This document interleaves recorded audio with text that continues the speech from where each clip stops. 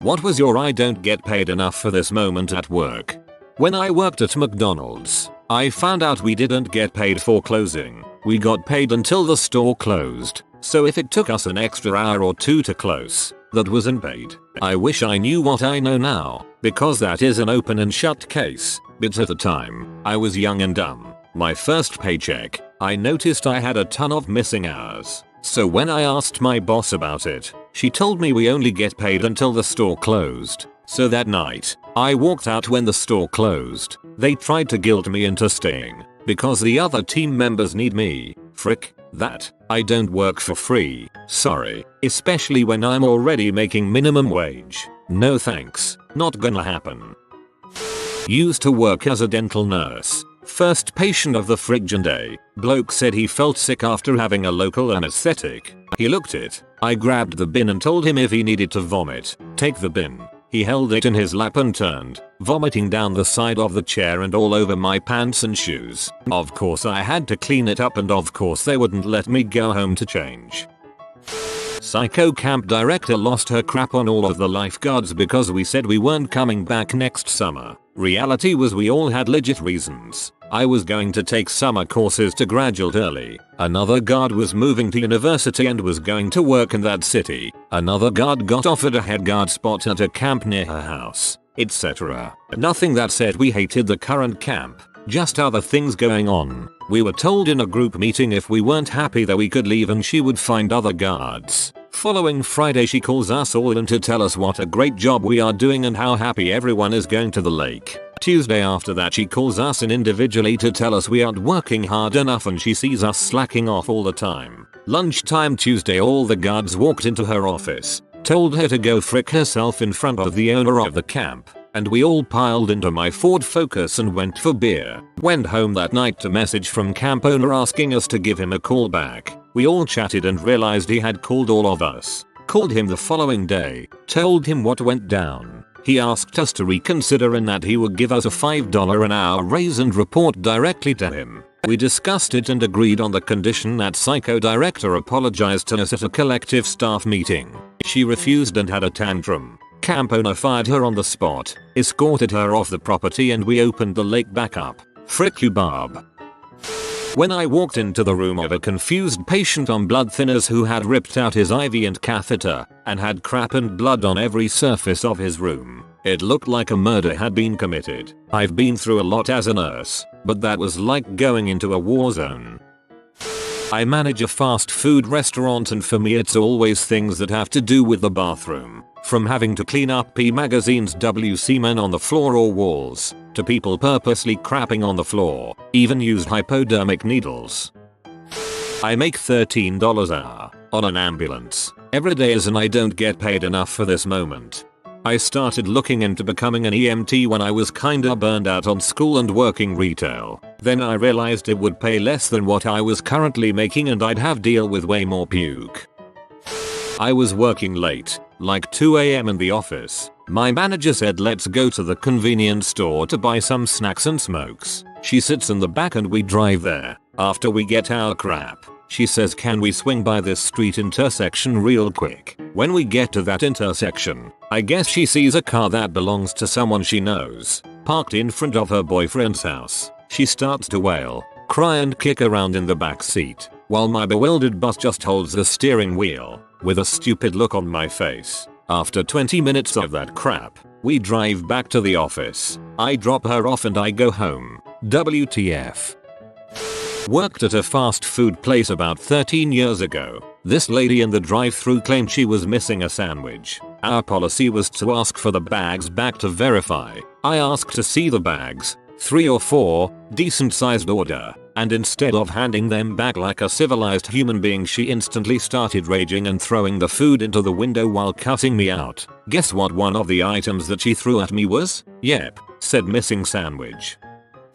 Countless times at the go-kart place, summer job, where I work I've had to put up with special needs kids whose caretakers or parents dropped them off and drove off because they wanted a break from them. These kids, and adults, have a mental age of anywhere from 3-15 and many times they are unable to follow the directions that we provide or even listen to us. They are not only a danger to themselves but to the other riders and to us the staff. An easy solution to this would be for their parents to ride with them in a double and to drive for them, allowing them to have fun without having to put anyone in danger. However, that costs more money and they don't want to. One parent even said, "Why can't you just ride with him?" And when I asked if she would be comfortable with other people, she said he wasn't. I wanted to call her a crappy parent, but I didn't want to lose my job. We can't deny them as they have the physical age to ride, but are hopefully putting rules in place to require parents of children with special needs to ride with their parents. Got change thrown in my face at work because a man was upset we didn't have meatballs. Now if I'm working, he'll come in, see me, and walk out. I work in childcare. There was one time we had one kid who had a diaper blowout and one kid who puked everywhere. There's only 2 teachers, so one has to handle the blowout and one the vomit, while also keeping the rest of the kids away from it all. I worked for the university's horse barn as a teenager. They had some pretty strict rules that I was not used to at other places. Like the horses were only allowed outside for 2 hours, no matter what. Could be the most beautiful day and we would have to stop everything we were doing to bring them into their stalls. They were only ever allowed 2 squirts of fly spray, which didn't cover their butts, required to have their halters on 24/7, even when in the stalls at night. Our boss had clearly zero experience with animals, or if he did, he just didn't care. One day while one of the horses was having his feet trimmed, my boss went to pull out a weed whacker from the bottom of the shelf directly next to where the horse was standing. A lot like Jenga, the entire closet of machinery fell onto the horse, causing him to kick the farrier and run. Ever since that incident, the horse was a mess, so instead of hiring a trainer to fix the problem, they just locked him in the stall all day 24/7. I quit shortly after that. I still wonder how that horse is doing. This was back in the late 90s. I was working at Walmart as my first job as a teenager. I was floated to the garden department one day and there was a guy looking at lawn fertilizer. I walked over and asked if he needs help. He said, "Not now, just looking at the different kinds you have." Pretty standard reply from the guy. So I said, "Okay, let me know." I walk away and then swing back about 5 minutes later. Same guy has proceeded to rip open about 10 different kinds of the fertilizer all over the ground and is rolling around in the stuff. He is also taste sampling the stuff. I called my manager because I did not want to deal with it. Security escorted the guy out the store and called an ambulance in case the ingestion of the fertilizer hurt him. Was the customer a dog? My boss insisted that everybody be at their desks at 8:30 sharp. She made me take roll on an attendance sheet and hand it in to her every day. She also made me do it at lunchtime, when everybody left and came back, and when they left at night. Took roll for a bunch of adults 3 times a day. I don't work there anymore. I walked into the bathroom, and someone had smeared poop on literally every single surface, wall, everything except one small part of the ceiling they couldn't reach. Picasso almost made me quit, but luckily my boss told me to lock it, not let anyone else use it, and he got someone to come with a pressure washer. We used to be paid half salary to attend seminars related to our industry that grant professional development hours. These seminars would often be at 7 AM at a hotel that was about a 2-hour drive for me, if I was lucky, in rush hour traffic to get to, but hey, it was paid and had free breakfast, so waking up at 4:30 to attend wasn't the worst thing in the world. The company announced that they believed attending the seminars was furthering our knowledge, therefore helping the company, and therefore helping us. So we would no longer be paid to attend them but were still expected to go. I just said frick that and haven't attended a single one since then and delete all the invite emails. I'm paid hourly, so taking the 6 hours out of my day to drive and attend a seminar I am not being paid for is just plain stupid. I was asked why I haven't gone to any and told them I have a mortgage to pay. Haven't been asked to go again since. Direct support staff for people with minor disabilities. 13 an hour. Had a client go off the rails because he refused to take schizophrenia pills. Was working night shift and he gets up in the middle of the night and starts yelling random things, running around the house naked, peeing on everything, asking for me to put a cowboy hat on him. He is now in a nursing home, bless his soul. When my boss screamed at me for something they got wrong, This was a couple hours after two co-workers almost came to blows because one of them left their phone overnight and the other, the first person to arrive in the shop, used it to send a prank text to another co-worker but didn't want to admit it. Seems like a mature workplace.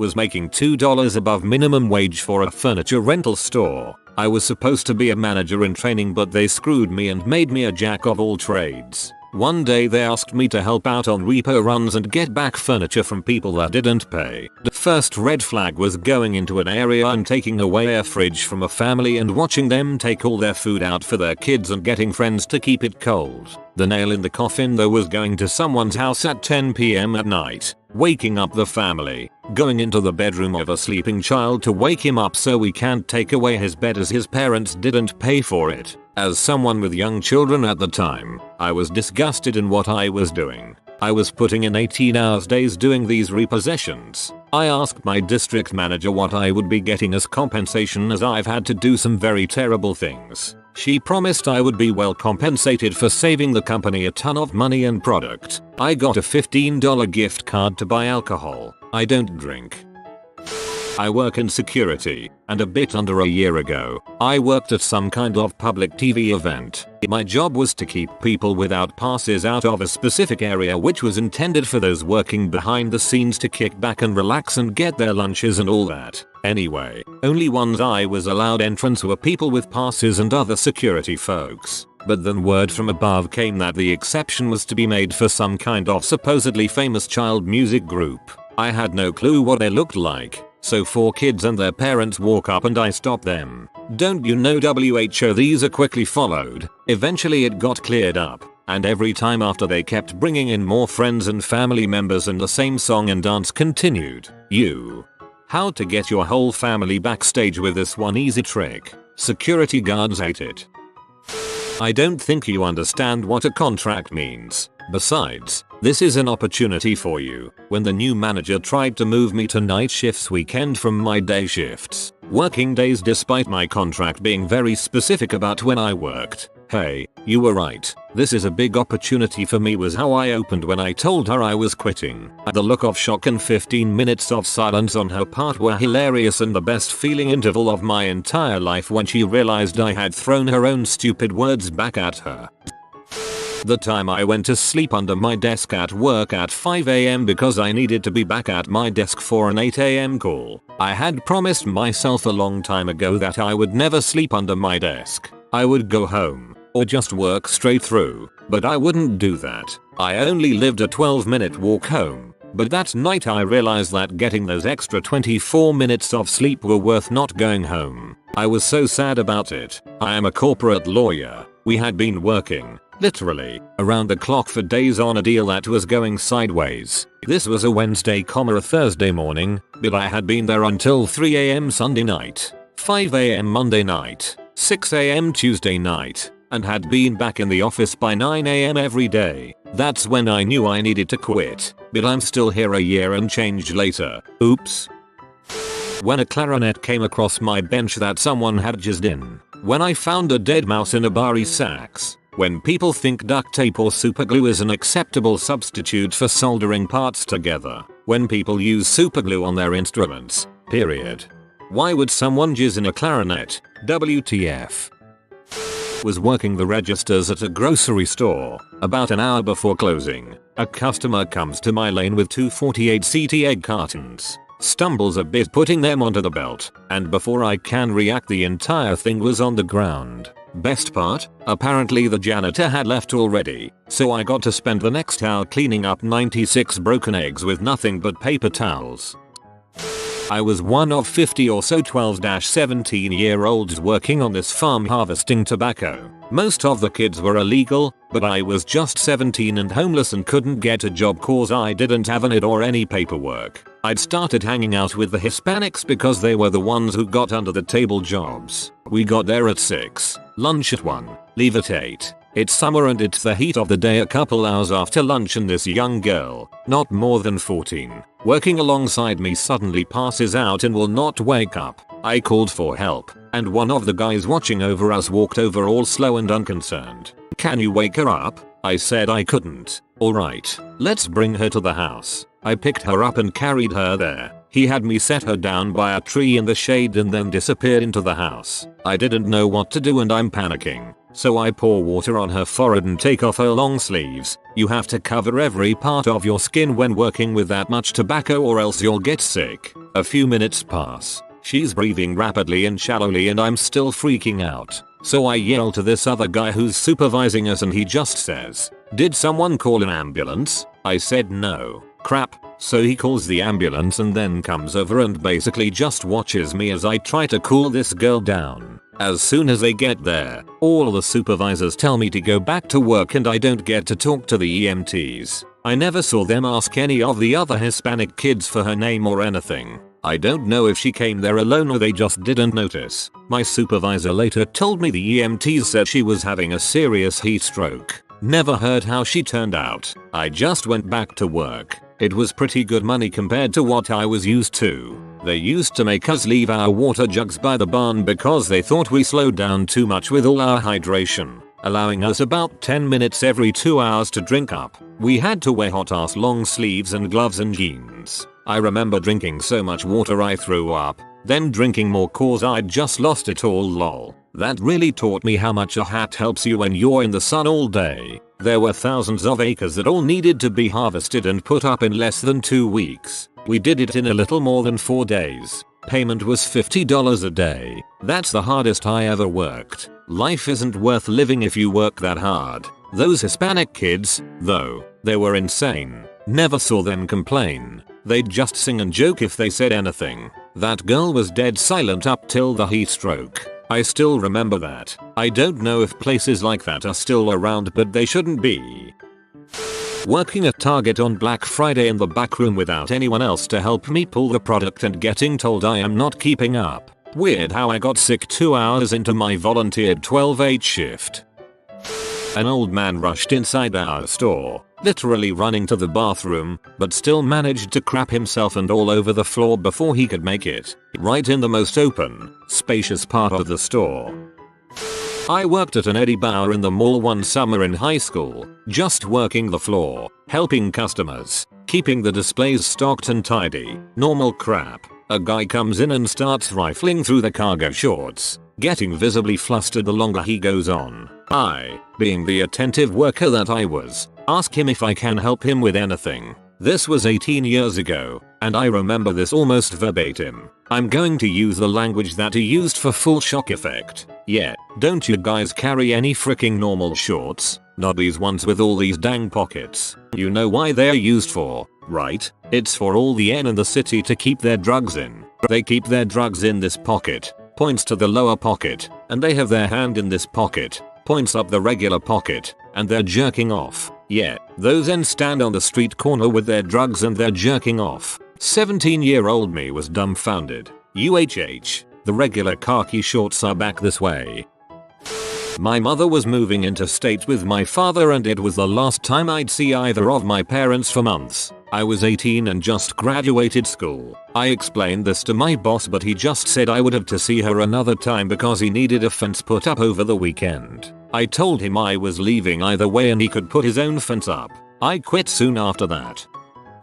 I used to work as a help desk contractor at a nuclear power company in Pennsylvania. We were phone support, and our job tended to have a lot of downtime. One day my boss comes in and tells everybody they can no longer browse the web at work. The customer is always watching and we need to always be focused on the job. UHH. Okay, fair enough. A few days later, hey, we noticed that you guys have started to bring in books because you can't browse the web anymore. Given books are a form of entertainment, we can't have people reading at work while waiting on a call to come in. No more books. Cut to next week. Guys, unless you're talking about work tickets, we can't have people chatting with one another. The customer sees this, and it makes it look like we're just sitting around chatting and not doing our job. So please try not to talk to your co-workers unless it's related to the job. The next day she comes in and tells us we're not allowed to use our phones at work either. At this point everybody has had enough, and people start to rebel.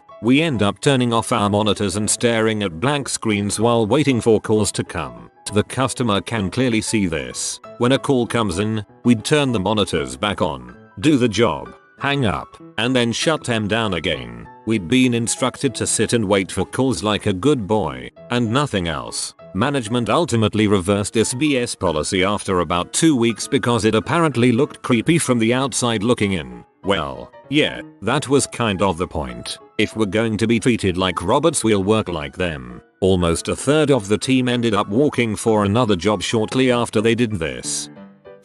Had a metal bolt thrown at me while teaching 13-year-olds. It missed, but it could really have hurt me. I'm not the best teacher, not by a long mile, but I don't deserve that kind of frickery.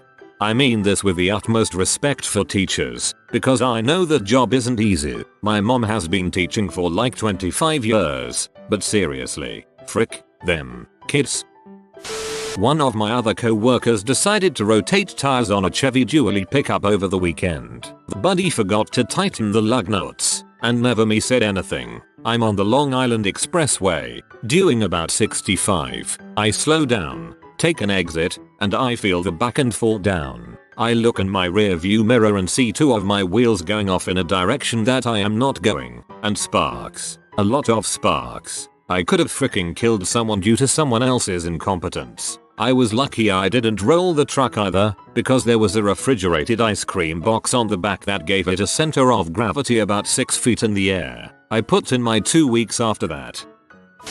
Having to listen to a child scream his head off because the father insisted on injection instead of the calming drug we usually use for kids that small. Butthole father. That kid is going to be scared of the dentist for a long time, if not for life. When I started getting calls at 3:30 AM to clarify some data in one of the reports I had sent in 3 days ago, just because the butthole who called worked nights, since he had a wife in another country with a 10-hour time difference and wanted to stay up to match hours with her. Oh frick that. If you call me at that hour and you're not stranded somewhere or having some sort of emergency, I'm hanging up. I have to render at least 3 hours of OT to get everything done within the deadline, and we get no OT or holiday pay. I know different workplaces are different, but my attitude has always been if I need to work and paid to meet a deadline, then that deadline doesn't get met. I would have to be working in something genuinely important to voluntarily give up my time for free. I was just newly working as a bartender at a local restaurant in my city. They asked me to clean under the pop machine behind the bar since the old bartender never did it. There was a buildup of old pop that had dripped onto the floor. It had turned almost into a thick molasses-like substance. Upon scraping it off of the floor, I had found a rat that had died because it got stuck to the pop tar. Quit working at that place soon after.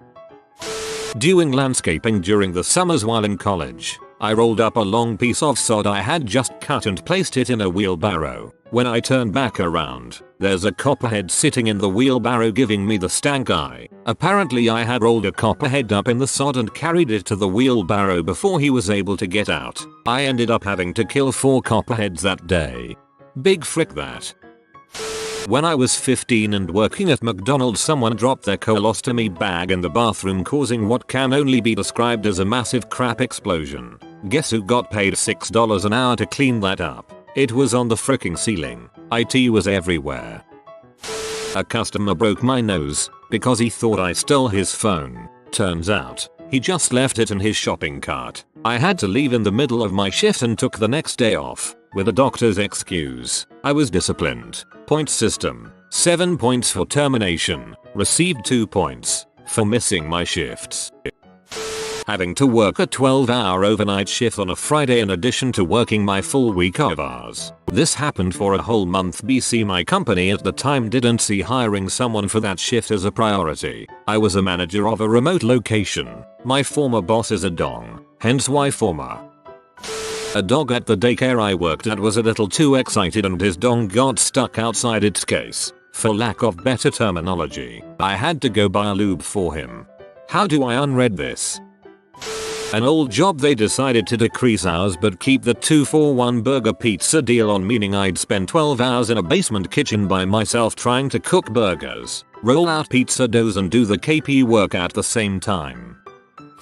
I work in retail at a shoe store, so my job is already so low paying. but I do my job well and my manager loves me for good reason. Two of my co-workers and I are behind the counter just hanging because there aren't any customers in the store. This guy walks into the store and straight to the counter, points at me, and demands that I help him. So I do. I'm a little annoyed, but I'm still very retail nice to him. He threw shoes around when they didn't fit him right. He made me fill out his order again because I didn't capitalize the first letters of his name, which made him go on a rant about the origin of his name and heritage. He lectured me for not asking for his name when he walked through the door. He felt very entitled and was really condescending about everything. But I gritted my teeth, smiled and even laughed at his jokes. The next time he came into the store, he finds help from another co-worker and complained to her about me, deliberately lying about the whole experience. He claimed I yelled at him the whole time and tells her she shouldn't be in this business if that's how she's gonna act. Yeah dude. Because selling shoes is so my passion. I get paid enough to help people buy shoes, not to kiss their feet.